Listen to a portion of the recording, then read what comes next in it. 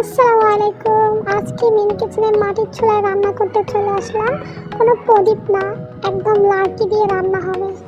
এই যে এখন ভাতের পানি বসিয়ে দিলাম, চালগুলো ধুয়ে নেব। আর এদিকে আমার বোন কাটাকাটি করতেছে। চালগুলো এখন দিয়ে দিব ভাতে। এই যে ভাতের পানিগুলো কেমন পড়ে গেল।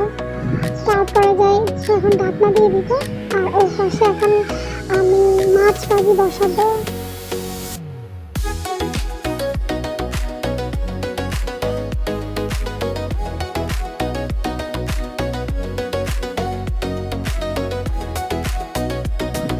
এই যে মাছগুলো যখন তেলে দিলে একটা চেট শব্দ হয়, ওই শব্দটা আমার খুব ভালো লাগে। কিন্তু আমি এটা আপনাদের শোনাবো ভাবছি, কিন্তু আমার সাথে ছিল আমার বোনেরা অনেকগুলো, ওরা অনেক কথা বলতেছে, তাই আমি সাউন্ডটা দিতে পারতেছি না। এদিকে আমার বোন পেঁয়াজ টমেটো মরিচ কেটে নিল সব কিছু। এদিকে ভাতের বলক চলে আসছে, আমার বোনের কান্না দেখেন।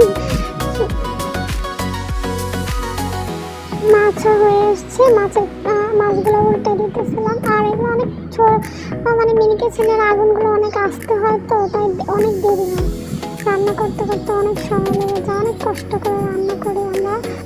তারপর ভিডিওতে কোনো ভিউ আসে না। আপনারা আমাদের এই কষ্টটাকে সাপোর্ট করতে পারেন। আমার অনেক কষ্ট হয় রান্নাগুলো করতে। এদিকে আমার অনেক সময় লেগেছে এগুলো কেটে দিচ্ছিলাম। মাছগুলো হয়ে গেছে, মাছগুলো বাটা হবে,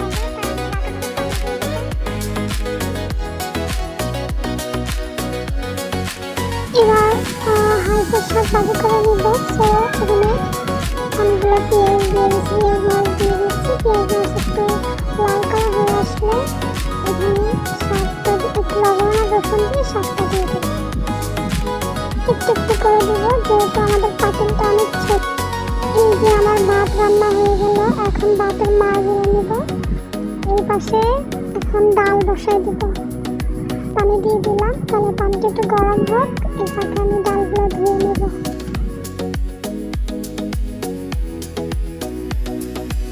ডালে রসুন হলুদ মরিচ সব কিছু একসাথে দিয়ে আমি বসিয়ে দিলাম। আমার শাক ভাজিটাও হয়ে গেছে, এখন শাক ভাজিটা নামিয়ে নেব। একই পাতিলে আবার লাল শাক দিয়ে আলু দিয়ে মাছ দিয়ে রান্না করবো।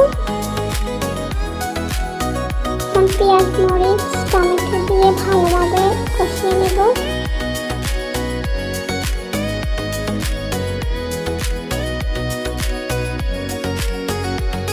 এখন আলু দেওয়ার কথা, কিন্তু আমার বোনে ভুল করে লাল শাক দিয়ে দিয়েছে। তো এখন তখন তার মনে করলো আবার আলু দিয়ে দিল। ডালটা নামিয়ে নিলাম, এখন ডালে ভাগার দিব। তেল দিয়ে রসুন দিয়ে ভাগান দিব। এদিকে লাল শাক হয়ে এসেছে, রান্না প্রায় শেষ।